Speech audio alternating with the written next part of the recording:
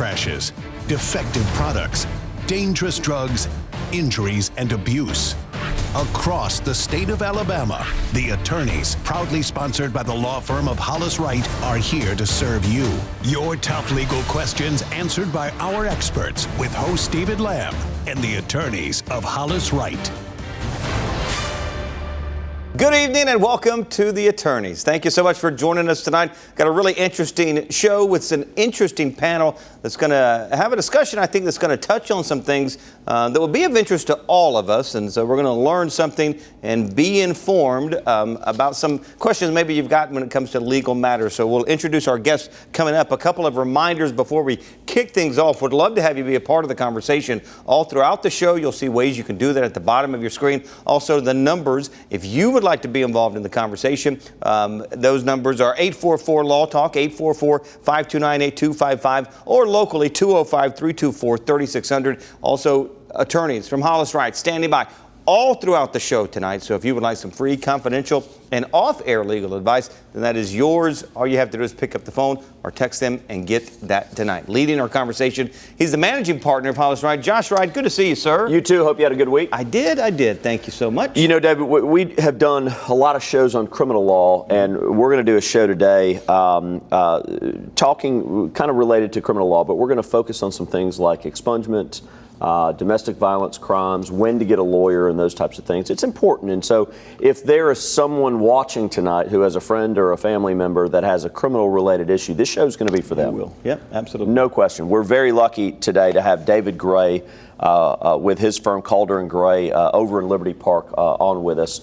Of course, this is not something that our firm does in our practice, so we bring experts on, and that's often the case when we have specific topics like this. And so this is a good example where we want to bring you on, David, to talk about this. So first of all, thank you for being on the show. Thank you for having me. It's a pleasure. And thank you for being our expert today. You're going to be able to kind of lead, guide, and direct us through this show. I will do my best. All right, so let's talk just in general terms. Tell me a little bit about your practice, how you got involved in this area of the law, because as you and I can both agree, not everybody does criminal law. Criminal law is a complicated process that you got to really bone up on and train to be good at. It is. Criminal law, I guess I got my start. We moved out and I worked at another firm as a clerk for years and years. Left after I passed the bar, started my own firm in Liberty Park and kind of took a mentor type position with another attorney that's now deceased. And he kind of taught me the ropes, I guess, and I just fell in love with it. You affect every aspect of someone's life. I mean, you're talking about their freedom or their ability to get a job in the future because of their record or their past and mistakes that they've made. So I just fell in love with the personal aspect and the ability of people to get a second chance. Yeah. So. How do you address the issue, and I know you get it from time to time as a criminal lawyer, of, hey, there are some people that you may represent that you have an indication may have some level of guilt involved. How do you answer that question? I'm always intrigued by the answer of criminal lawyers related to that, about the process and constitutionality of having a lawyer. But how do you answer that? The role of a criminal defense attorney is not necessarily to get your client off. The fact of the matter is, if the prosecutor, the district attorney's office, can prove the elements of the crime that you're charged with, I can't win. If they can come through and do A, B, C all the way down the list and prove beyond a reasonable doubt, my job is kind of open and shut at that point. My job really is more to make sure that they can do that and make sure that you're afforded the protections under the Constitution and the laws of the United States and the state of Alabama to hold them accountable. But if they can do that, then my job is, to be honest, pretty easy.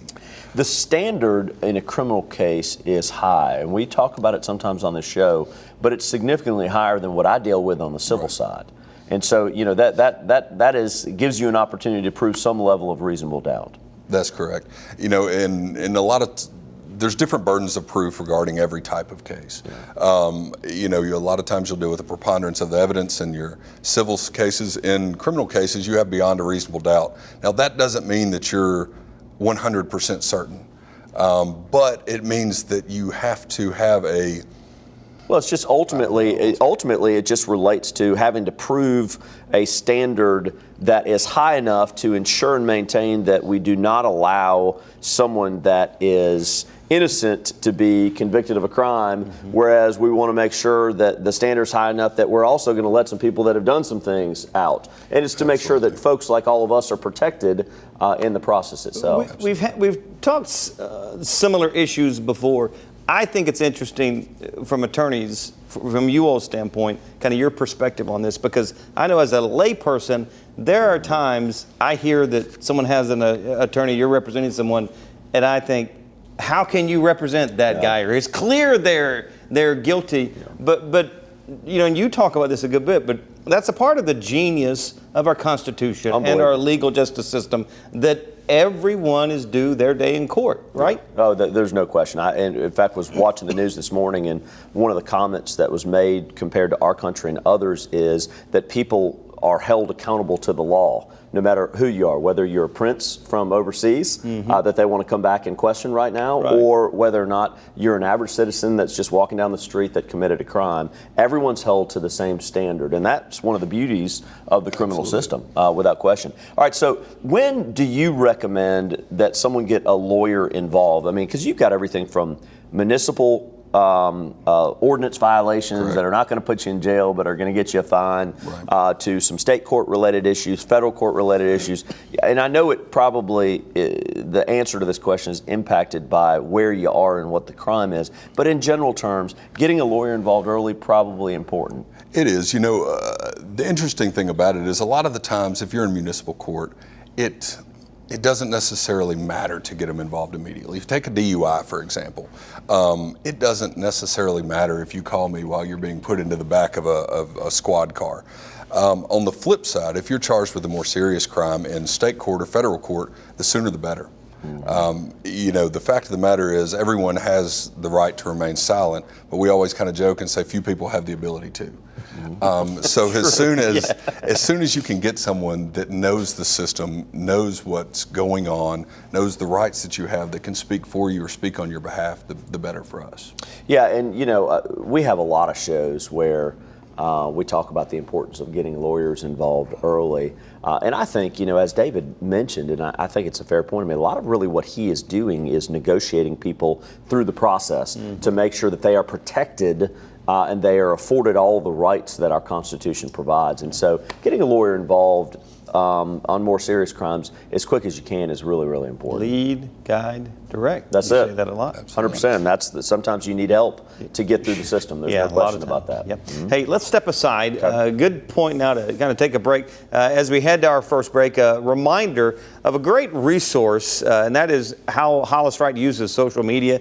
You'll find Hollis Wright on Instagram, Twitter, Facebook, YouTube channel as well. So plenty of ways for you to interact with the firm. A great educational, informational resource. If you are not a follower, whatever your social media that you prefer, search Hollis Wright on there and find us. I think you're going to really enjoy what you see there on social media. Time to step aside. More of the attorneys coming right up.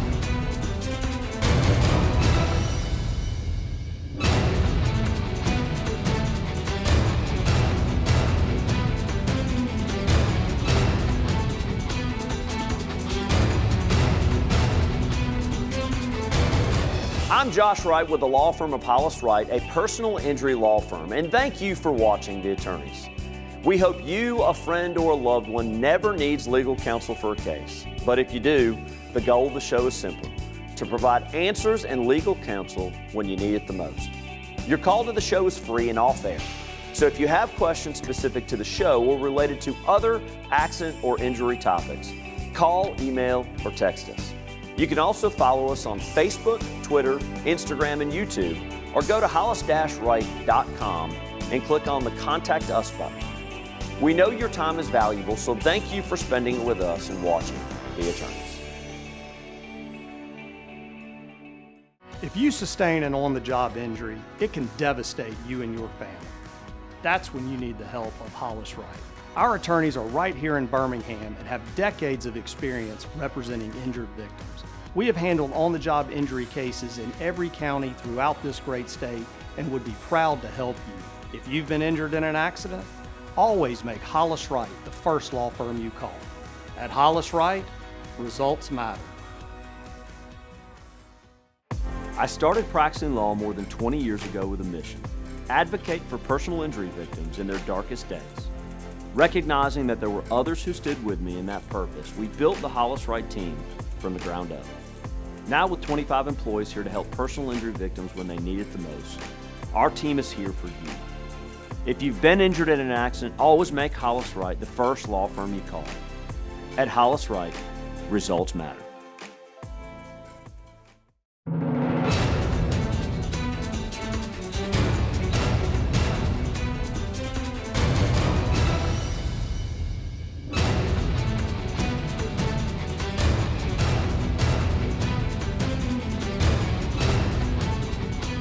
Welcome back into the Attorney. Is going to get right back into our conversation, but a reminder, attorneys from Hollis Wright standing by live. Take advantage of that opportunity. That free, confidential, and off-air conversation is yours to take advantage of. 844-LAW-TALK or 205-324-3600. A question we've got here about expungement. How can I go about getting my case expunged? Is it possible, and if so, how does that happen? You know, expungement in Alabama is relatively new, within the past couple of years, and it's Alabama tends to be a little slow on the progressive criminal front. We do have expungement, but it only applies if your case was dismissed, if you got a no bill at the grand jury, or if it was null prost. And even then, after those cases, you have a certain waiting period before your criminal arrest record would be removed from your history.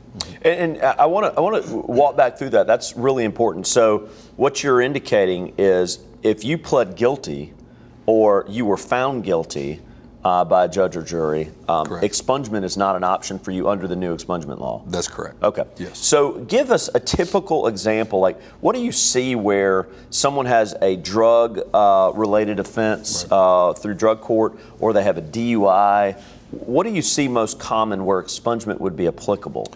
Most of the time what we see is with DUIs and drugs, exactly what you were saying. Nowadays, the greatest thing that we've come up with in the past, few years is drug courts and deferred prosecution. Drug courts and deferred, they're the same, but typically your drug courts deal with controlled substances, marijuana charges, and of course your DUIs are kind of self-explanatory.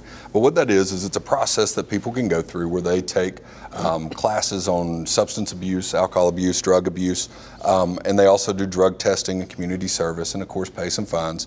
But the benefit to it is that on the back end, your case gets dismissed. Now, in Alabama, if you successfully complete a drug court or deferred prosecution program, you can have that expunged, but you have to wait an additional year after your ultimate dismissal or your graduation. I know there's someone out there sitting saying, all right, I understand in general terms what the word expungement means, but what does it mean legally? Does it mean it's actually removed from your record where it's not reported if someone runs a criminal background check? How does that work? Yes, that's 100% correct. The main reason we see it is people either with a CDL license or they're required to drive for their job, like an over-the-road salesman, something like that where it affects their employment. That's generally where we get the most questions. We do a lot of them for truck drivers. We do a lot of them for drug reps, for medical sales companies. So that's usually where we see most of the expungements on the DUI type stuff. And see, here's a shining example from my assessment of why having an attorney through the criminal process is important. And one of the things I wanted to ask you, and it kind of feeds into this topic, is where do you fall on this movement nationally of trying to find deferred prosecution options for nonviolent offenders and then put the violent offenders in jail? Where do you fall down that? Because that's been a big movement over the years, at least the last 5 to 10 years, where there have been there's a lot of politics surrounding it, even in Alabama with prison overcrowding. Where do you fall on that issue? You know, I guess there's different shoes fit different people. We have some clients who, to be honest, have a problem. They've tried rehab, they've tried maybe inpatient or outpatient treatment, they've gone through a drug court problem, and they continually find themselves in the system. I don't think that they deserve to be there. They don't deserve to be in prison behind a gate with someone that's been convicted of murder or rape or whatever it may be. But a lot of times the problem is you run out of options. You can only, lead a horse to water, but you can't make it drink is kind of the problem we run into a lot of times, especially with hard drugs now, with heroin, methamphetamines, those type things are really a problem. Yeah. Well, and David, the political argument, of course, I was down at the legislature for years doing the work that I did with our Trial Lawyers Association, but the alternative argument on the other side is that a lot of these nonviolent crimes and drugs are gateways into more violent crimes. And so I get both sides of it, totally do and respect it. But each time I get a criminal lawyer on the stand here, I'd like to ask that question because it's a political hotbed issue right now. And is the issue, or maybe the driving force of the issue, prison overcrowding, and whether the answer is to build more prisons or to give other options for the nonviolent offenders? Is that kind of the crux of the argument? Well, in theory, our prison is not necessarily a punishment system. It's supposed to be a reform system. You're supposed to help somebody so that they don't end up back there. And I think that's a lot of the argument for not sending nonviolent criminals there is because, there's other means to treat what their issue may be or to rectify what their problem may be in life. Let's talk for a minute about domestic violence. That's also another major issue that's real prevalent in today's society. I know you probably see a lot of domestic violence issues. We always get a question about husband, spouse who have reconciled, and whatever spouse claimed domestic violence no longer wants to prosecute the domestic violence. How is that handled in the system, and what discretion does a district attorney have to be able to say, no, okay, I agree, we're going to dismiss that domestic violence issue? There's a lot of hands that come to play in domestic violence cases. The example I always give clients is when you look at a criminal case, it's not Jane Doe versus John Doe. It's always the state of Alabama versus John Doe. And in those situations, the victim does get input. Of course, they can speak to the prosecutor. They can let them know what they want to do. But ultimately, that decision falls upon the prosecutor. My experience is in most cases, an outright dismissal where you just walk out with no penalty is very rare. A lot of times what their argument is where there's smoke, there's fire. Yeah. And so the prosecutors will want to have victim services involved and also to get some assistance for the family just to make sure that it's not an intimidation type issue. Mm-hmm. Domestic violence has been a hotbed topic ever since, to be honest, since the Ray Rice incident, years and years ago. And all of that kind of has come to the forefront now, and you realize what a problem it is for women and, truthfully, for men too. All right, so answer this for us. Someone gets arrested for DUI or some other crime that violates our state law. What can they expect as far as the process? What happens next after the arrest itself? In general, it really all depends upon what crime you're charged with, and what county and what city you're charged with as well, who your arresting officer is. Just for the, simplicity of it, if you were to get a DUI charge, and you were to get one in Shelby County, for example, you would go to Shelby County Jail. They all use the same one. In Jefferson County, it's a little bit different. We have city jails. Now, at that point, you're allowed to post bond unless, a couple other factors are met and you don't have a bond. But at that time, usually you can post bond. It's rare in minor cases for an investigator to actually speak with a criminal suspect. But you never really know. It just kind of all depends upon the facts and circumstances of their individual case. Well, when we come back, because I know we're getting ready to get a break, I want to talk a little bit more about, all right, when David then gets involved after the person's bonded out, now what can they expect in the process itself insofar as hearings, trials, all those things? We're going to talk a little bit about that. All right, we're stepping aside. Our final break of the night. Stay tuned. More of The Attorney is coming right up.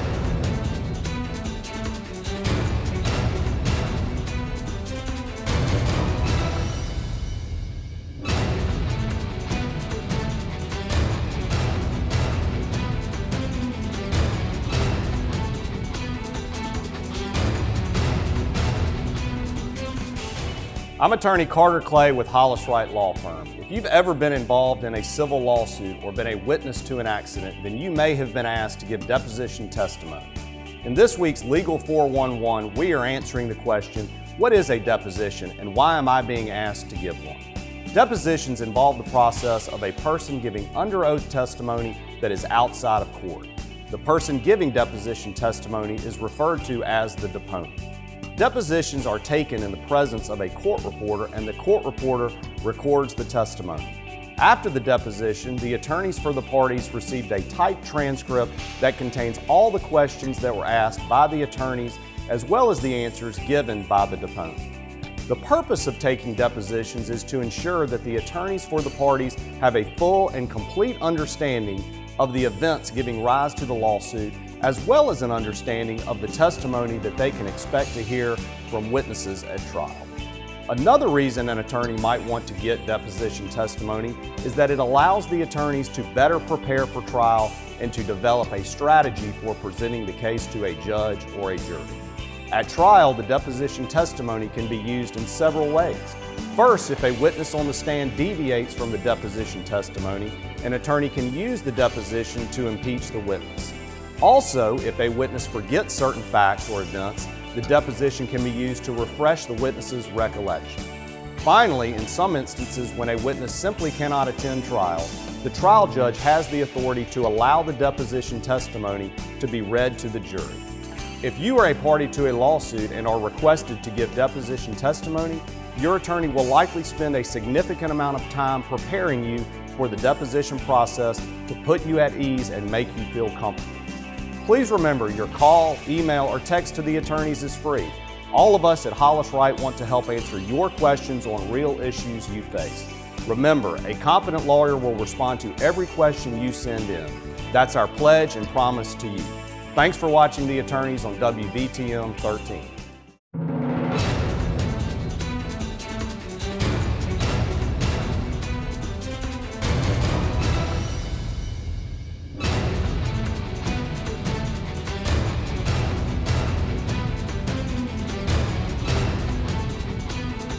Welcome back into The Attorneys. Just a few minutes remaining, less than 6 minutes in the entire program. So if you want to take advantage of that opportunity to speak with an attorney from Hollis Wright, you need to pick up the phone and give them a call. Just a few minutes remaining. Josh? All right, so David, when we went to break, I wanted to talk about once the person handles the bonding issues, what can they expect from if they get a lawyer involved, from a hearings perspective? How does the process itself generally work? In general, what you start out is we have two levels of courts in Alabama. You have district and circuit court. Your circuit court handles misdemeanors. They also handle preliminary hearings for felony cases. In general, what happens is you bond out, and then we immediately have some type of first setting where we're able to get discovery from the prosecutors. Your discovery usually includes police reports, any videos of the incident, dash cam footage, body cam, whatever it may be. And then we're able to review that and come back for a preliminary hearing. Now, truth be told, in probably 90% of cases, you waive a preliminary hearing and you send the case to the grand jury. Once you go to the grand jury, I guess my part of it is kind of out. Grand juries are secret. Only the prosecutor presents to a grand jury. They're supposed to present both sides of the evidence, but they're the only ones that are allowed in there. At that point, you can either be no billed, which means that your case essentially goes away, or you can receive a true bill, which means that you move into circuit court. In Birmingham, we're lucky. A lot of the judges will take pleas in district court, so you can kind of speed up your cases. But that kind of is different from county to county and judge to judge, what they're willing to do. Let's talk for a minute. I know minors get in trouble at times. There's a youthful offender process that has the ability to maybe help clear their record and get them on the right track. How does that work, and do you see that in your practice? We do. So the youthful offender rules apply for anyone that's under 21 and they're charged with a crime. You can be charged with a misdemeanor or felony. With a misdemeanor, your benefit mainly is the confidentiality of the case. It's not going to show up on your record. It's not going to impact your future employment. It's going to be sealed and confidential. When it comes to felony cases, it's a little bit different in that it alters your sentencing. You're not eligible for the same range of sentencing as an adult would, or the same amount of fines that an adult would be. Plus, you also get the benefit of confidentiality, and you retain your civil rights as far as right to vote, right to possess a firearm, those type of things. Important to get a lawyer involved in those cases, I'm assuming. Yes. We sometimes hear this person, 15-year-old, for example, is going to be tried as an adult. Does that mean that the prosecutor has some level of discretion to determine whether or not they're going to allow them to go through the youthful offender process, or how does that work? Because you hear that a lot for major crimes. Sure. No, what generally happens is that if you're under 21, we automatically apply for youthful offender. It does not matter what the crime is. I do it on everyone. Okay. At that point, the judge typically sets a hearing and orders an investigation from the probation office. They will interview you. They'll talk to witnesses, or not witnesses, but references, look at your history, your criminal history, your schooling, your job prospects, and then they will make a recommendation to the judge. And at that point, it is solely up to the judge on whether or not to grant you that status. And so if you do get it, is it almost like the expungement process where it's confidential, it doesn't have to be disclosed down the road, it's removed from your record? How does that work? In a way, yes. Okay. Expungement completely removes it from your record. Okay. Youthful offender, you're still, of course, eligible to criminal punishments. There's fines, there could be potential jail time, there could be a wide range of punishments for someone found guilty of a crime, even though they're granted youthful offender status. Yeah. The expungement is only typically an issue when they have been dismissed. Yeah, and that's a good example, because we get lots of calls where, hey, my minor child did the following. Mm-hmm. We always get them to a criminal lawyer like David, because you just never know what options they have, and you want to make sure that you do what you can to help get them on the right track. And sometimes people make mistakes when they're young because they're not mature enough, and hopefully they mature into an adult without a tremendous record. Just about a minute and a half remaining in the show. Just enough time for a final thought from the both of you. And David, if you would, you go first, please. Sure. We always joke, and I know I gave the example earlier about a right and an ability. The biggest mistake that someone can make is thinking that they can explain theirself, or that they can represent theirself in court. The attorneys up here, we've been to school for a long time. We've been doing this for a number of years and handled hundreds of cases, if not thousands. And just to think that you can come in and do it yourself, yes, you're probably saving a lot of money, or some, I guess, headache. However, what you're dealing with is your freedom, money freedom. A lot of people undervalue the ability to come and go as you please, until you're locked up and you don't have that option anymore. So get someone involved as soon as you can.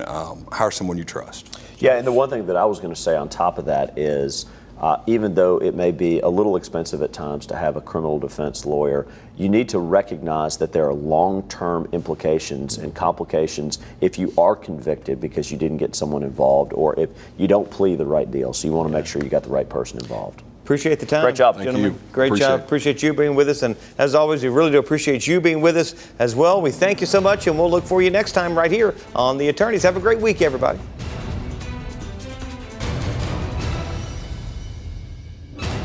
Thanks for watching The Attorneys, sponsored by Hollis Wright.